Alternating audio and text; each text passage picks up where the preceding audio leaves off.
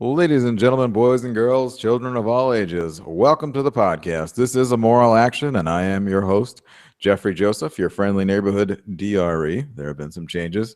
And we'd like to welcome back, of course, for episode 6, the Storm and former Mormon, Levi Checkets. Welcome to the pod. Thanks, Jeff. It's good to be here. Excellent. So, as good theologians and good Boston College and alumni, we probably should start out the show to talk about this climate of change, this new thing, that the new encyclical from the Pope. What are some immediate thoughts from the little you've been able to gloss over? Because, of course, it is a huge document of Laudato Si, the new encyclical from the Pope. It's actually very interesting. As you know, and as maybe some of our listeners know, my focus is not environmental ethics, but is technology and ethics. And one of the reasons why that's my interest is because compared to, well, not compared to anything really, one of the big problems with ethics is that generally speaking, it's very slow. It lags behind what's going on in the world. So as our world is changing with brand new technologies coming out every year, when you see Apple having a new press conference, announce new products, when you see people posting videos about robots and other huge developments, when there are new startups that have implications for the way business is conducted because of the internet, et cetera, et cetera. Ethics has to catch up to this and make some kind of comment about what's going on. And one of the problems that's consistent throughout history, especially probably Catholic moral theology, is that it has been behind the times to its detriment. This encyclical is the first encyclical that I've ever read from a pope that seemed to be very up to date. This was very impressive. There are references, of course, to the most current scientific understandings. There's references to the way that technology is affecting our lives, including brand new technologies. There are references to the state of what the world is today, not just these sort of fanciful, romantic views that popes have in the past have had, or particular medieval understandings of the world that we've seen before. This one is very up to date, and that's very impressive to me. The Pope also seems he has done his homework, or perhaps his advisors have done their homework. Of course, the encyclical was put out by Pope Francis, but he himself did not write all of it. It's a collaborative project, but there's a lot of references to actual scientific data. There are actual responses written within the document to critics who say, well, we don't exactly know why there are storms happening, why the climate's getting worse. And the Pope actually addresses that. He says, we don't know all of the reasons for all of the storms, but it seems that there's a strong correlation between the two. And for certain, sea levels have been rising, the global temperature has been going up. Those are things that you can't deny. So it's very nuanced. It begins addressing its critics before it even, before the critics have a chance to say anything. And it's very well up to date. So I'm very impressed by it. Yeah, and in reading through it, the little that I've been able to get through, which is certainly not the vast majority or even a majority of it. It's just probably been the first quarter to the first half.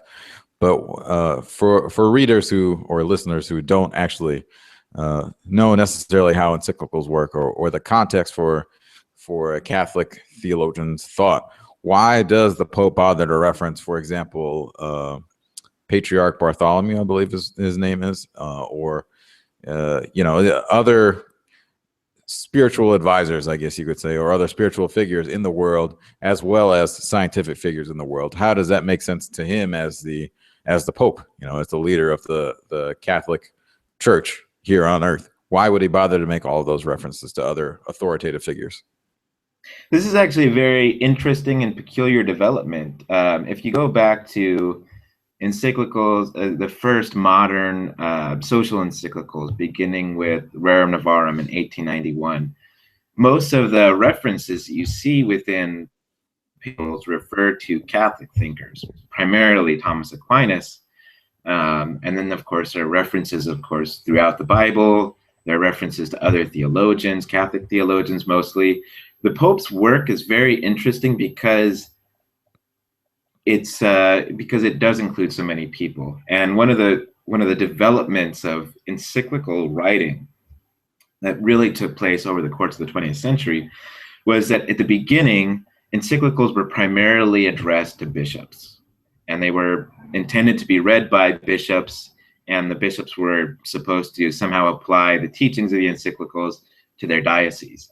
Over time, that expanded to bishops and priests and religious, and by the time you get to about 1963 with Pacem in Terris, which is written really specifically, so this is another example of an encyclical that's timely. Pope John the 23rd wrote this partially in response to the Cuban Missile Crisis. Mm-hmm. Right? This is Pacem in Terris, of course, means peace on earth. It's about the dangers of part of it's about the dangers of unrestricted arms races, Mm-hmm. and he's addressing, for the first time, he's addressing this to people all over the world. And of course, included in this are the Premier of the Soviet Union and the President of the United States, hoping that these two important world figures will read this and say, oh, what we're doing is a bad thing. Of course, history didn't really exactly play out that way. The Cold War lasted for another 30 years, but we really begin seeing the encyclical opened up at that point. And Pope Francis's new encyclical is really this movement, and a conscious movement, I think, because there's been a lot of attention on Rome since news got out that he was writing this.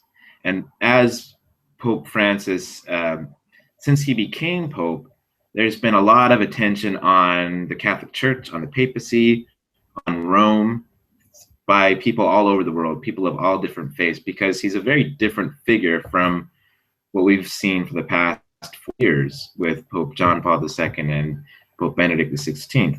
He has a very different focus, and it resounds with a lot of people. So I think a lot of his encyclical is written to encourage Catholics and non-Catholics alike to think in terms of fixing the world, especially since his focus is on the problems that are surrounding the world in which we live today, not just the world where Catholics live, but the world where everybody lives, because it's a global problem. It affects all of humanity. It's a problem that we all have to address. And so we even see, I skipped down to the bottom of the encyclical at one point. He has these two prayers listed at the bottom, and he has a sort of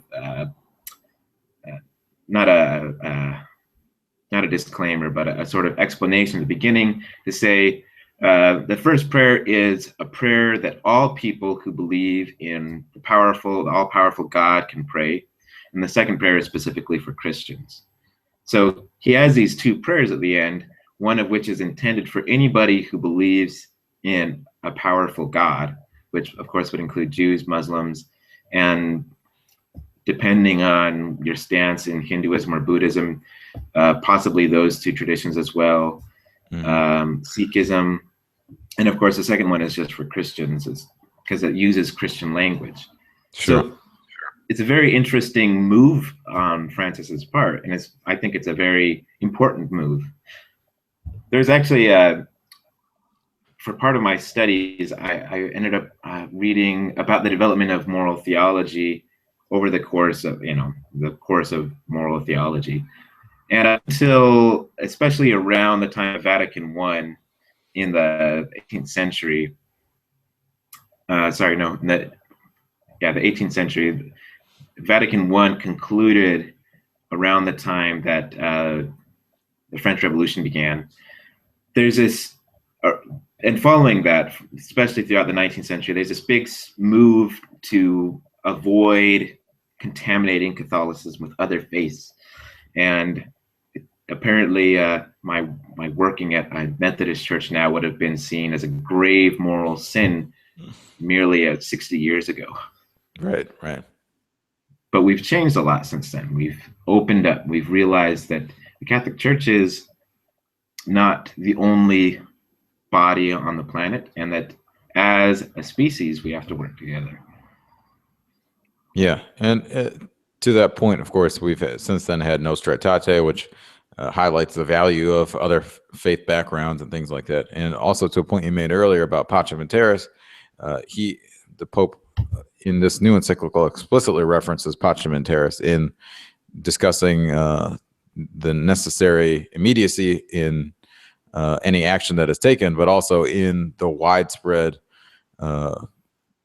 outlook for who he would like this to address, in that Pacem in Terris is supposed to be, quote, to all men and women of goodwill, and that's essentially what he wants to do as well. Pope Francis would like to address all the people of goodwill in the world.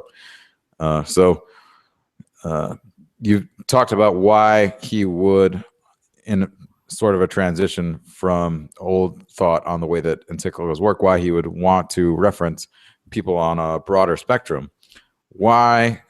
Because this is a criticism that has been had. Why would we listen to the Pope on the matter of science? Interestingly enough, of course, a Pope who has a background in chemistry, but why generally would we want to listen to the Pope on a matter of science and allegedly scientific debate? Although, as you and I both know, that the majority of scientific literature on climate change is pretty significantly in one direction and not the other. I think over 90% from the last stats that I've seen. But why listen to the Pope on this? Why would anyone listen to the Pope on this, especially in a world that, as studies have shown, have become more and more secularized? That's a good question. By way of a sort of a sort of preface to this, Jiyoung told me this funny, well, not a funny story. We went to go meet my family, and being from Utah and being involved in drilling and things like that, the majority of my family doesn't agree with climate scientists. And Jiyoung was surprised when I said this. She had actually mentioned something to my mom at a family gathering about what life in Korea was like, and Jiyoung said, well, because of global warming, we have more severe storms than we've ever had before. Mm-hmm. And my mom's response wasn't like, what? But it was like, oh. And afterwards, Jiyoung was like, why did Mom respond that way? And I explained, and she was flabbergasted that there are people in the United States, especially a lot of people who do so supposedly on religious grounds, that deny the reality of climate change. Sure. So that's a sort of to say, I want to use that to say, it's not really listening to the Pope on science. We should listen to science on science. Mm-hmm. The Pope is actually taking what already is the case, what we already know, and he's providing moral counsel, which is the Pope's job. The Vatican I, one of the primary conclusions, and Trent preceding that, one of the primary conclusions was the magisterium's job is to teach on faith and morals. So the Pope is doing his job. He's teaching on morals. But of course, morality, ethics has to be informed, right? We can't begin saying that something is good or bad if we don't understand what it is. And this is the problem that we see with a lot of ethics. We see that a lot of people think that ethics is one way or the other, that if we just choose the right thing, then we'll always get it right. But you have to understand what the situation is in order to choose the right thing. This is why Thomas Aquinas, a lot of people, they use Thomas Aquinas to say, well, humanity is like this, because Thomas Aquinas gives us very thick anthropology that's also very outdated because he's thinking in the 13th century, and our understanding of human being has changed a lot since then. But Thomas Aquinas also writes a lot about virtue, and so if you're following Thomas Aquinas, you either follow his anthropology or his virtue, and you usually don't follow some of the nuanced things he says about the natural law, such as the first principle is do good and avoid evil, and everything else follows from that. And as we get into more and more specific situations, there's less and less that we can say generally about them. So we can say, thou shalt not kill. And this is something that the Catholic Church has maintained, of course, for the majority of its existence, not before probably Constantine, but since Constantine. We can say thou shalt not kill, but that doesn't tell us every situation what we should do. In situations of war, then killing might be acceptable, killing a combatant, an enemy combatant. When your family is being threatened, killing might be acceptable. Now, to say that always is problematic, but to say thou shalt not kill applies to each and every case categorically is an error. So when we're looking at the Pope's teaching on science, he's not teaching on science. He's saying, given the science, this is what we should be doing. This is what we need to be doing. And of course, this is actually the way that popes have been working for the last 130, 120 years. We just really take that into consideration. When Pope Leo XIII releases Rerum Novarum, he's looking at society. It's a social encyclical based on very primitive sociology, but based on a sociology nonetheless. What's going on in society? What's going on between the working classes and the bourgeoisie? We see the development of encyclicals throughout the 20th century. There's a nuanced approach noticing that people living in poor regions, or the so-called third world, aren't given the same opportunities, aren't accorded their human rights the way that people living in richer regions, the so-called first world, are. So the fact is that he's applying natural science. Before, popes have used social science, but it's really it's a funny objection that a lot of people have been making. And it's funny when you look at the surface of it. It's difficult, it's hard not to say that it's sinister, because the Pope is doing what he's supposed to do. He's teaching on morals. And the objection, the question we actually should be asking is, why are people objecting to this? And when you start asking that question, then the sinister side of things begins popping up. Why are people rejecting fairly sound science? And the answer that the Pope and his advisors have been mostly providing is it's usually based on the fossil fuel industry. Sure. And well, you live in California, so you would know, even if you didn't read the article about it, which I did not try to send to you ahead of time, but there was recently with the California drought, there was some dust ups because, of course, the people with more money decided, well, why would we have to acquiesce to your restrictions? We're rich. Was essentially the bottom line of that argument, which, of course, that, as a headline, what great clickbait that is. But essentially the argument was, we have more funds. Why can't we just exceed our restrictions because we can afford to? And of course, the legislature enforced these restrictions for the common good, which is not what everyone has in mind, especially in a capitalist society, which Pope Francis has also criticized, and justly, for not always looking out for the little person, for the person further down the totem pole, as it were. Yeah, and that's that's been the case. That's been the case historically since capitalism has been a thing. Even Adam Smith notes in The Wealth of Nations that when it comes to wage negotiations, the employer always has the upper hand. That the employee, while he, Smith supposes that capitalism will be this great equalizer where I will be paid according to how well I work, and it will make things fair.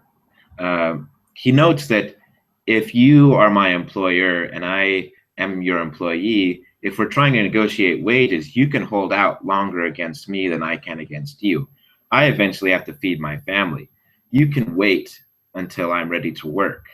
Mm-hmm. So this is of course a reason why unions pop up and other such things. But capitalism has always supposed that people who, the majority of people will not have much, and that a small amount of people will have a lot. And this will not create a system where everybody's treated equally. And we've seen time and again, and we've seen through the last 200 years of history, that people who live on who are the majority, the working class, end up not being able to have the same freedoms and privileges as the people who are further up the totem pole, so to speak. And of course, the notion that because I have more money means that I should be able to do more things, or that I should be free from these restrictions or free from these rules, is a problem that develops with an understanding of money as an end in itself, or as the end in itself. And this is why there are some people who have, Michael Novak being a clear exception to this, but many ethicists have noted that, moral theologians have noted that capitalism itself is endemic to Catholic moral theology, because Catholic moral theology stresses the common good. That Thomas Aquinas notes that society is for the common good, not for the individual enrichment of or the enrichment of individuals, but for universal happiness, for all people to have access to certain goods and rights. And if capitalism, or if the mindset is that because I have more money or because I have more of a certain good, then I should be exempt from certain laws and restrictions, then there's a real problem. And this is something that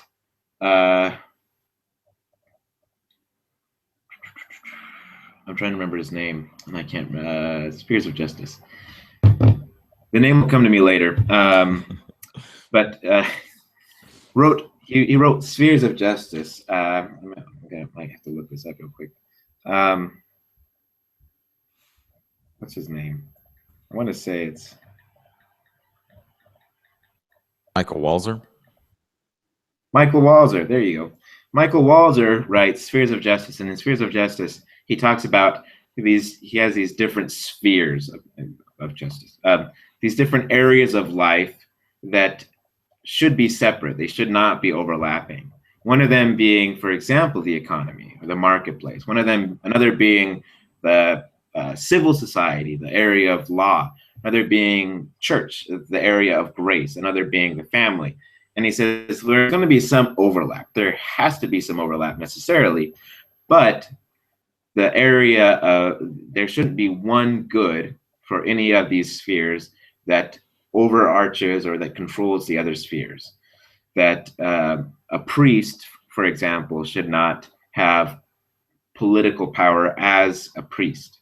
Now, a priest could be a good politician. Those are not mutually exclusive, but a priest should not say, well, because I'm a priest, I am de facto the mayor of this town. Mm-hmm. Similarly, a politician shouldn't be de facto a leader of a religious congregation. And a business person, just because he or she makes a lot of money, shouldn't be de facto shouldn't de facto have more rights or more privileges or more legal wiggle room than people who don't. And so this is, according to Walzer, this is a problem that's manifestly unjust. And according to a lot of contemporary justice theorists, that's also the case. You have notable exemptions like Nozick, Robert Nozick, who's a libertarian who thinks that money should be the universal exchange. But even for him, he thinks that that there are fundamental rights that people have, including something like drinking water. And there may need to be restrictions or limits on people's liberties in order to allow all people to have access to these fundamental rights. Mm-hmm. So when people say, well, I have more money, I shouldn't have to deal with this, that's a problem with this materialistic, capitalistic thinking that the only good or the primary good is money, and that if you just have enough of that, then everything else, the world is your oyster. Sure. So I'm going to transition from this to another topic that I don't know if you've actually seen. It's just something that I actually saw really quickly last night. Another topic that the church or at least people perceive the church to have a very obvious stand on, even if the science is not necessarily at the level that is sufficient for some people. And that is a new, well, not a new law, a relatively new law about Texas abortion clinics is possibly up for review by the Supreme Court. And of course, everyone associates really all of Christianity as being very formally opposed to abortion.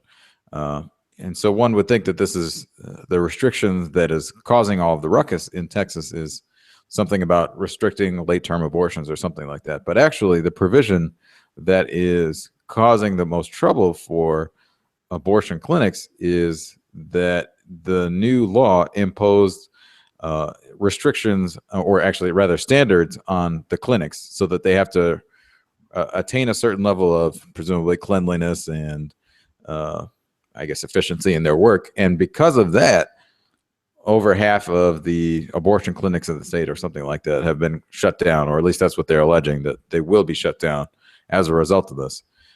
So as a theologian, what are your thoughts on this potentially coming up for review? Again, the presumed Christian stance is very entrenched, but not entrenched necessarily in this way, because the way the law is phrasing it and the way that backers phrase their support for it is not necessarily an attempt to restrict abortion necessarily, but to make it safer for women. That's a good question. By means of analogy, there's something that Jim Bretsky would sometimes talk about. I'm hoping he doesn't listen to this because I might get the term wrong. But I believe it's the principle of minus malum, of minimizing evil. And it's a difficult principle that seems like cooperation with evil or seems like toleration of evil, but it's really about minimizing the harm done to people, or minimizing the evil that's accomplished through something. And one of the examples of this is, and two examples of this. One is needle exchange programs. And you may remember there's a big fiasco recently about needle exchange programs in Indiana, partially because there was some really shady goings on with the needle exchange program, where they weren't really, the people who were exchanging needles weren't always getting sterilized needles. And there was an outbreak of HIV among the drug population of Indiana.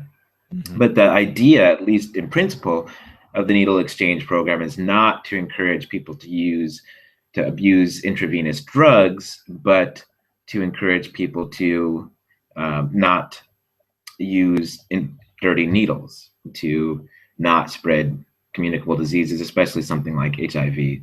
Mm-hmm. A similar example, actually related also because of HIV, was Pope Benedict's comments several years back while we were both at Boston College about using condoms. Mm-hmm. And this was Catholics around the world like, well, the Pope said you can use condoms. But what he actually said was that somebody who is HIV positive or has another sexually transmitted disease, such as, I believe the example he used was a male prostitute, should use prophylactics, should use condoms in order to not spread the disease. Not saying that the male prostitute is doing a good thing, but saying, well, if you're going to do evil, minimize it at least. So within this context, what's going on with the Texas abortion clinics is in theory good, or at least in theory acceptable.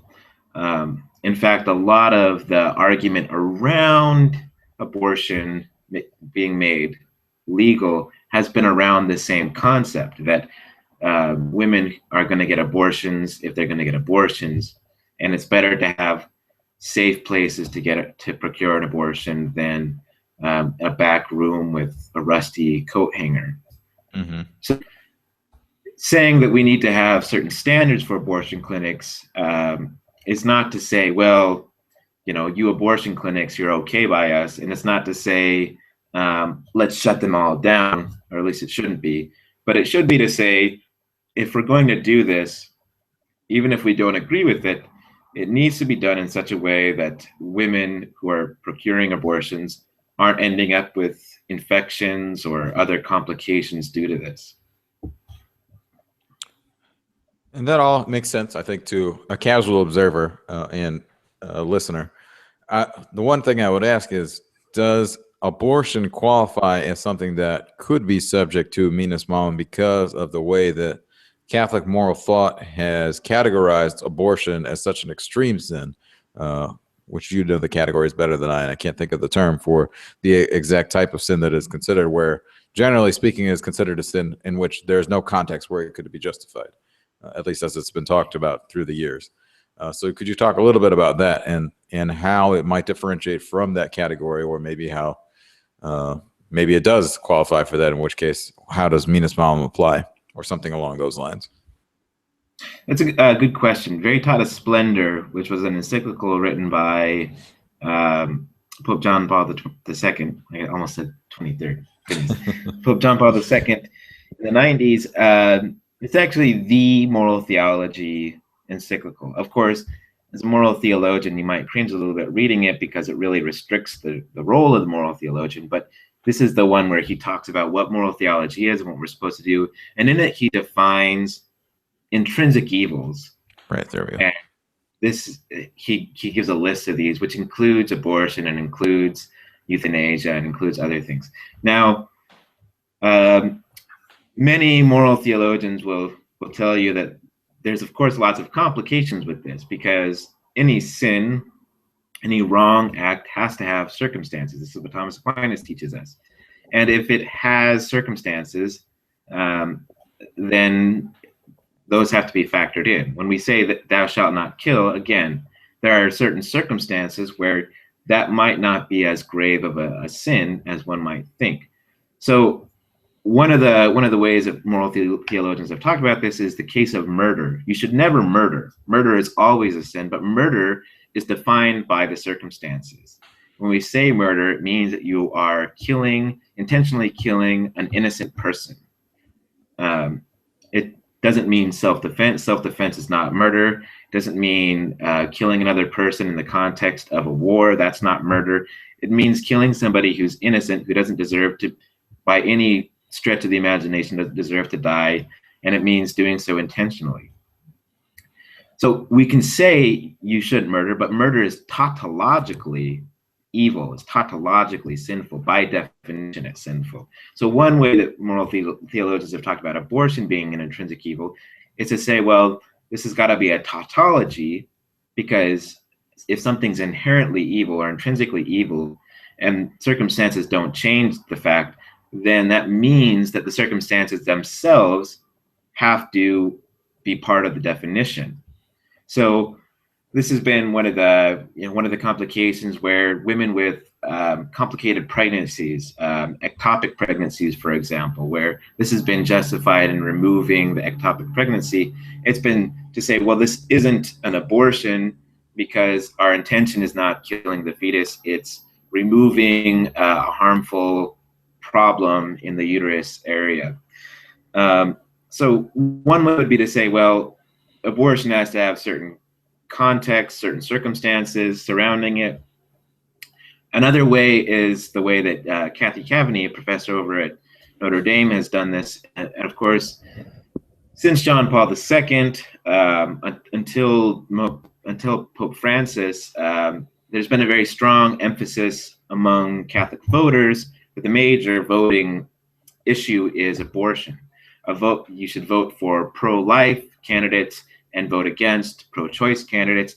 And she says, well, the problem is that even if abortion is an intrinsic evil, that doesn't mean that it's a grave evil. Those two things are separate. To say something is always evil doesn't tell us that it's greatly evil, right? Killing is not intrinsically evil, but there are definitely cases of killing that are worse than others. So to say that something is intrinsically evil isn't to say that it's gravely evil. And this would be to say then, if that's the case with abortion, and this would also be the argument from the use of birth control, that it's supposedly intrinsically evil, that doesn't tell us that it's a grave evil. It doesn't mean that procuring an abortion is tantamount to going out and killing a child. And it doesn't mean that using a condom is the same thing as starving a nation, for example. So I think within this context, both noting that intrinsic evil is something that probably has to have context written into it, and on the other hand, that intrinsic evil doesn't mean grave evil. I think the concept of minus malum still applies, that to minimize an evil can still apply to something that is considered intrinsically evil, because we don't necessarily say that it's graver or worse than other evil. But of course, this goes with the question of cooperation and the question of toleration. And this is another complicated issue, that the rhetoric surrounding this goes beyond the teaching. That because the Catholic Church, especially the U.S. bishops, have consistently since John Paul II that we should vote against pro-choice candidates, this tends to sort of blur the facts of the situation. Even if a candidate is pro-choice, the candidate himself or herself is not performing abortions. The candidate himself or herself may not actually pass any legislation about abortions. The candidate himself or herself may just have that as a philosophical position, and that may not affect his or her governing at all. And so to say that voting for that politician is committing a sin or is cooperating with evil really misses the boat. Cooperating with evil means that you are doing something in order to allow the evil to happen. So cooperation with evil would be something like if the Catholic Church built an abortion clinic. Saying that we need to have cleaner and more sterilized abortion clinics is not cooperating, because we're not actually helping the abortions be procured. We're not actually performing them. We're not endorsing people who perform them. We're just saying, if this happens, then the people who procure the abortions need to be, we need to minimize the damage done to them. Yeah, as you're alluding to, intentionality is very important, especially because the reverse is true. While you've talked about how a pro-choice candidate may or may not actually legislate on abortion, it is also true that a pro-life candidate, quote unquote pro-life candidate, may or may not actively legislate anything to restrict abortions, right? It could simply be a platform, because as politicians are wont to do, they want to establish that this subset is going to be their base that's going to vote for them because they insist they are pro-life or pro-choice, for that matter. And it doesn't necessarily mean that that particular candidate, she or he, will actually do anything toward that end. There are many things that politicians campaign about that they have no real intentions of in fact legislating upon, right? And that's another nuance and complication to this particular argument for them, or for a church to be advocating one candidate over the other. I would also like to transition from, we've talked about a couple of things which we have pretty obvious or transparent teachings from not just the Catholic Church, but Christian churches generally, and from many different denominations, but also from many different faith backgrounds.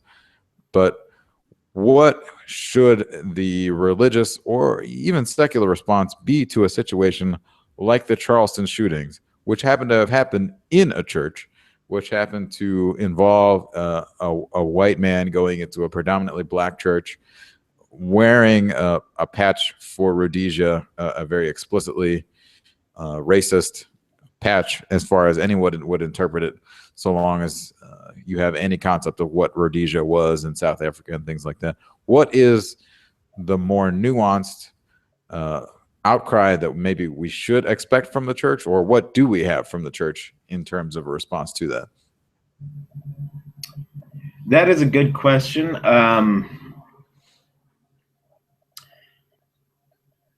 To begin with, there are a lot of complicated issues at stake.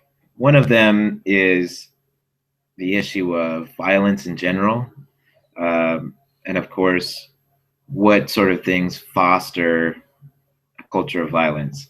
The more obvious issue is, of course, the issue of racism. And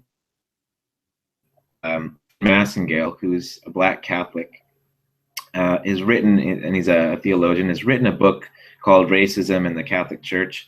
And in it, he notes that the Catholic Church has been slow, has been hesitant, has been poor in its teachings of combating racism. The Catholic Church has always, in principle, been against racism, but how much the Catholic Church has taught about racism is not very much, to be frank. And this is a problem that's we see actually in encyclicals, and we see in teachings mentions of the need to overcome racism, to not be distracted by issues of the color of skin. But the fact is there's not been as strong of a response. This is something that I've mentioned this to you before, but when I started at the GTU, I took a course on social justice, and the course was taught by a Protestant professor. And one of the things that I noted very interestingly throughout the course was because of because of our experiences at Boston College, I knew a lot about Catholic teaching on social justice, but not a lot about Protestant teaching. What I discovered was that Protestants emphasize things like race, things like gender disparities, things like LGBT issues, while Catholics emphasize poverty, immigration, and those are the primary differences. Of course, all of these issues are interrelated. They're not separate. We shouldn't think that, well, poverty only affects poverty affects everybody equally. Poverty affects women, and people of color, and LGBT people much more strongly than it does white heterosexual males. Of course, poverty is poverty for all people. People experience it, but it affects people differently, and it affects people disproportionately.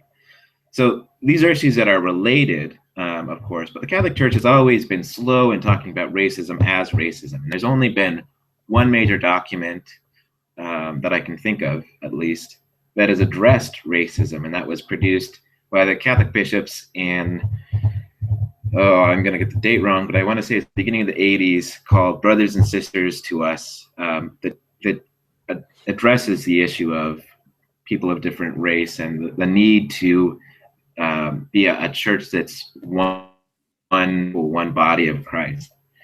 One of the things that we need to really explicitly condemn is racist policies, racist issues, racist violence, racist injustice.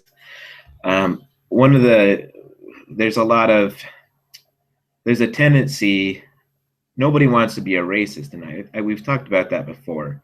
At least very few people. This incident in Charleston proves that there are people who want to be racist, but most people today don't want to be considered racist. But the way we respond to incidents sometimes proves otherwise. When we look at, we have a litany of African American men who have been killed in the last year or so, typically by white police officers.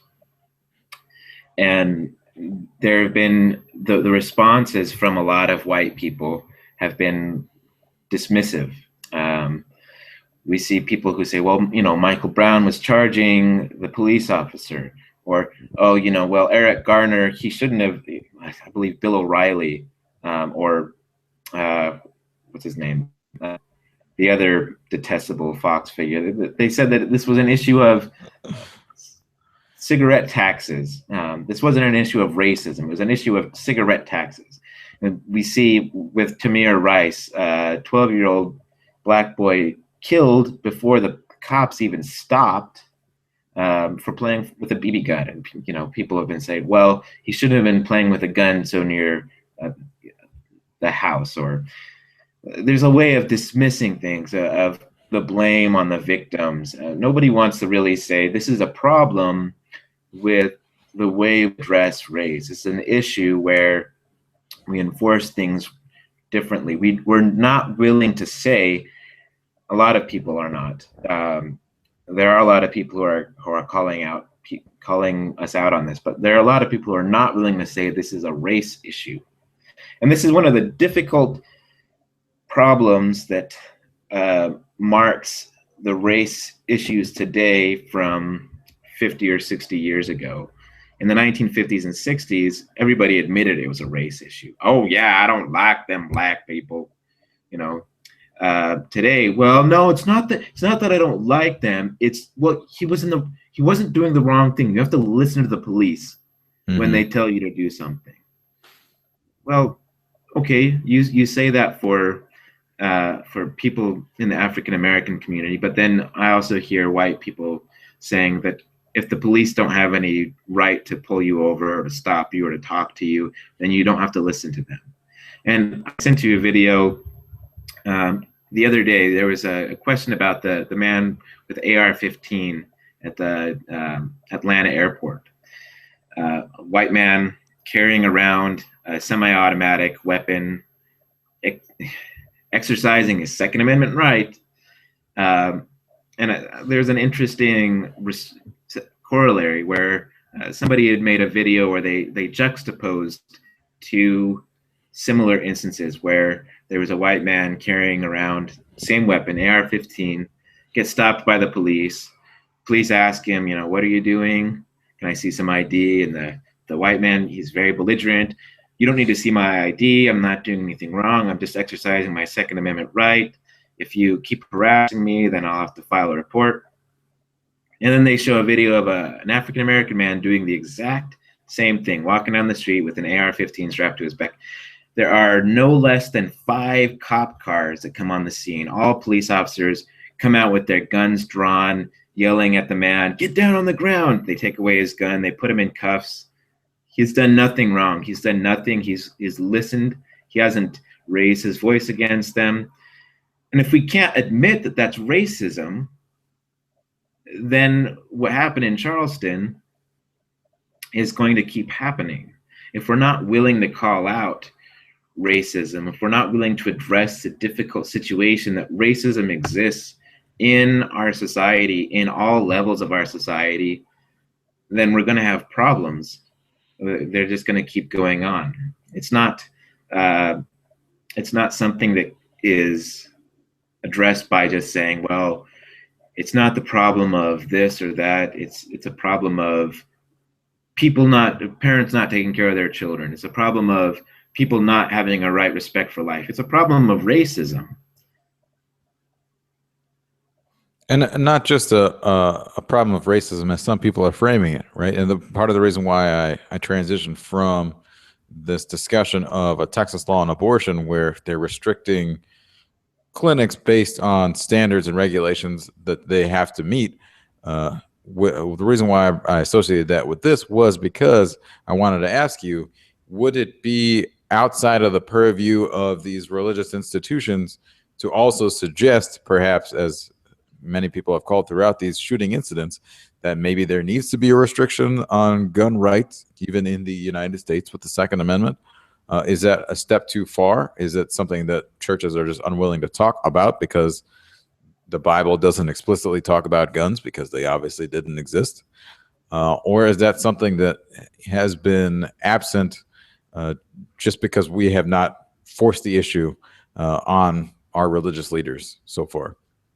Well, it's a problem of just being too far inundated with American ideals, and I keep seeing this pop up every once in a while. I don't know if this is really what he said, but there's a quote attributed to Samuel L. Jackson that it's not because of the guns. He grew up in a culture of guns. It is about guns. It's very much about guns. Even if people have a right respect for life, even if they know that they can shoot people, even if they know, unlike what we've seen with a lot of cops in many of the protest situations, even if people know you don't point a gun at someone unless you're willing to pull the trigger, even if people know that, when you get in an argument, when you get in a confrontation, the presence of a weapon is more likely to escalate the situation than to de-escalate it. There have been psychological studies going back 20 or 30 years that have proved this, that if you put people in a room and you put like a sword on the wall, you decorate the wall with a sword, or you put them in the same room and you put a tennis racket on the wall and you instigate an argument, the argument in the room with the sword will escalate a lot quicker than the room with the tennis racket. Weapons increase aggression. This is just something that we've known, but we sort of dismiss because there's this very powerful rhetoric from the NRA that the only way to stop a bad guy with a gun is to have good guys with guns. But of course, that's a load of nonsense. We know from the Sandy Hook shooting that not all people who use weapons to commit atrocities procure them illegally. The man who performed that one took his mom's guns. And in fact, his mom had intended to give him a gun for Christmas, right? This was clearly, if we don't think that's a problem, then there's something wrong with us. And we also know that Thomas Aquinas has taught back 800 years ago that clergy should not engage in warfare.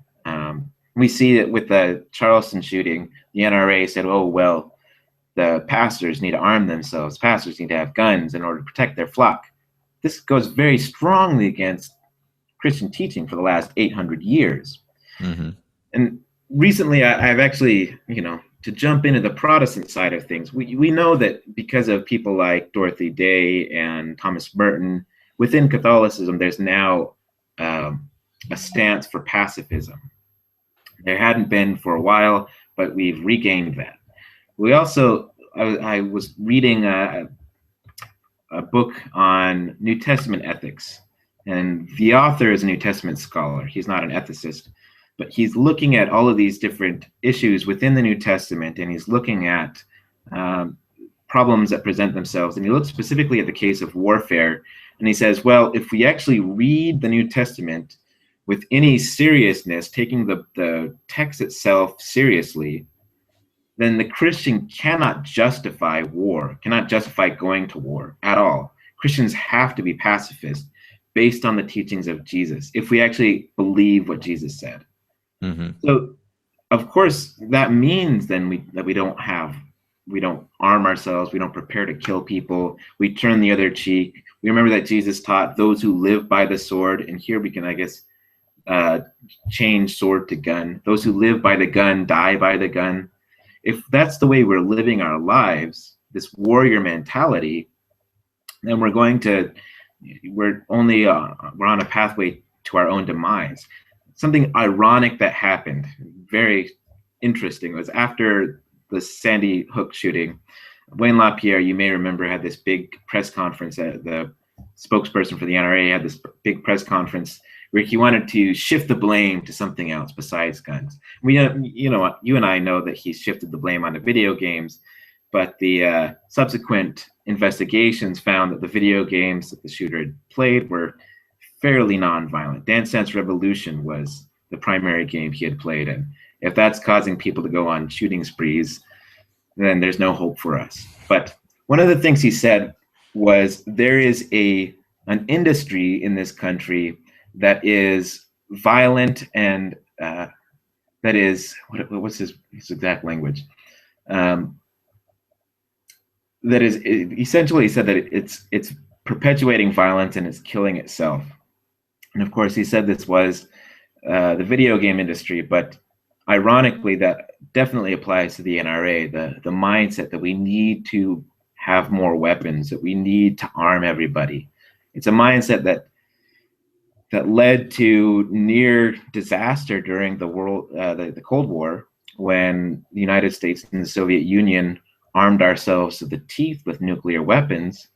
And it's a policy that only sets us up for more death, more killing, more violence. Yeah, and to comment on something you referenced earlier about the YouTube video that you sent me, and I might try to put that link in with the video as well.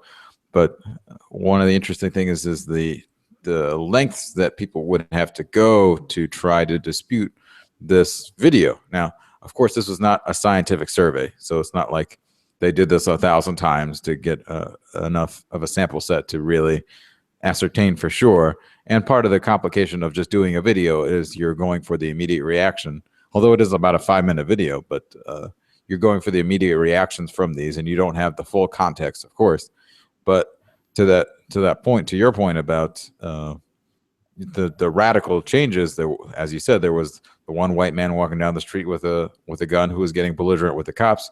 There was the black man who was immediately put on the ground and handcuffed and things like that. And one of the YouTube commenters, because YouTube comments are the best thing that could ever happen to anyone, one of the commenters suggested, hey, you don't know, this person could have been reported by someone down the street for having a weapon and maybe was brandishing it toward people driving by. And so that's why the cops were so angry. But when you have to create such an incredibly just roundabout narrative to try to justify why there are total differences, when there's really no reason to suspect that, especially if you have no context at all and you're just looking at the video. Yes, the video is done with an explicit purpose of causing you to suspect that there's racism at play here. But even so, if that's all the context you have, why would you suspect that someone had to have called that this man was brandishing the weapon toward others? And isn't that just another example of racism anyway, even if that did happen? Because that obviously didn't happen with the other guy who was walking down the street. The white man who was walking down the street. So big things are happening, and it seems like, not to get too punny, but the winds of change may be upon us. We'll see what actually happens with climate change and with abortion, which is another huge issue that's been going on and on for decades here in the U.S. And of course, with racism generally. Do you have any last concluding thoughts before we wrap this up on what may be coming, maybe from U.S. legislation, but just generally on how the world may be changing on any of these three big broad topics? Well, I think that they're all interrelated. Not in obvious ways, of course, to say racism, the kind of racism that we see with the videos where Black people will be almost shot by police officers for walking down the street while white people will not. It doesn't seem obviously interconnected with climate change, and that those two don't seem obviously interconnected with the issue of abortion. But this is something that Pope Francis made actually interesting points about in the encyclical, is that climate change primarily affects the poor. And those who are poor tend more often than others than those who are not poor to procure abortions. Those who are poor tend to be disproportionately African American or Latino American, especially, well, at least in the United States. So these issues are interrelated. And not to get too Marxist about it, but this was something that we begin seeing in Marx's writings. Marx thinks that the issue of sexism, to take another issue that we didn't really talk about today, but the issue of sexism for Marx is built on the premise of capitalism. That when you have a system where the goal is for some people to make the top, you have to exclude certain people by default. And when you're doing that, the easiest way to do that is to just say, well, let's make it easier for white people, let's make it easier for men, let's make it easier for heterosexuals, let's make it easier for Protestants, or however you want to slice the cake. It's an easy way of keeping some people down and restricting who can go up. What we need to really consider then is the issue of what's driving us. If money is the end goal and it's the only goal, then achieving that at any cost becomes the primary way that we operate. So as long as that's the mindset that we have as a world, as a society, then climate change will not go away. Then we'll still end up having rising temperatures and rising sea levels. If we're still driven by this concept that money is the only end and the one that we should pursue, racism won't go away, because it's easier to keep all African Americans down and keep only a few people up than to say, let's make opportunities available for all people. Let's not shoot people just because of the color of their skin. And if we're worried about only keeping money in the hands of a few, then abortion will still be a problem that we don't know how to solve, because the majority of people who procure abortions are poor. Poverty is the number one abortifacient. It's not because of choice. It's not because of a certain ideology. Many women who are pro-choice still have children. They're not out, this is my 8th abortion or something like that. It's brought about, abortions are most often brought about by poverty, by being in the situation of poverty. So one of the easiest, or one of the most obvious solutions to these problems is refocusing our attention and making money not the end goal. But of course, that's something that's going to be very difficult to disabuse ourselves of. And that of course is the key question that's going to bug us across the 21st century, I think. Indeed. As you suggested, I agree that all these things are very much interrelated.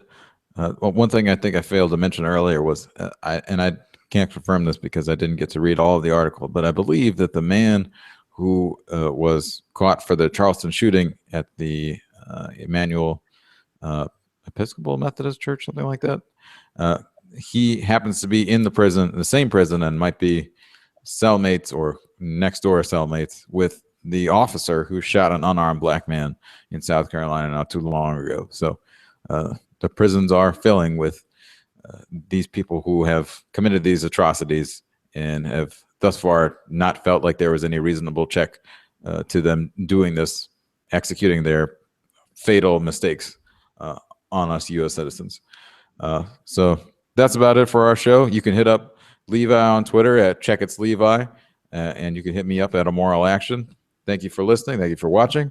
And remember, every action is a moral action. Thanks.